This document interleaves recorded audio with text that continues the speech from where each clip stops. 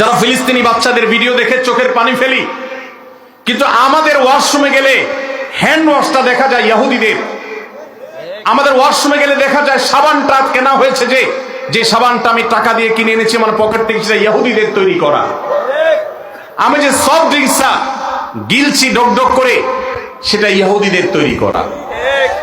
এই সমস্ত পণ্য আপনি যখন মুদি দোকান থেকে কিনেন, আপনি কোন দোকান থেকে যখন ইহুদিদের কোনো পণ্য কিনেন, তখন আপনি পণ্য কিনেন না, আপনি মূলত ইহুদিদেরকে চাঁদা দেন বোমা হামলা করবার জন্য। আপনি যেটাকে টাকা দিয়ে সম্পদ কেনা, মাল কেনা মনে করছেন, এটা মাল কেনা নয়, এটা অভিশপ্তদের বোমাবাজিতে সাহায্য করা। লজ্জার বিষয়, কার্যকরভাবে বাংলাদেশে এখনো পর্যন্ত ফিলিস্তিন ইস্যুতে আমরা একটা বয়কট কার্যকরভাবে করতে পারি নাই।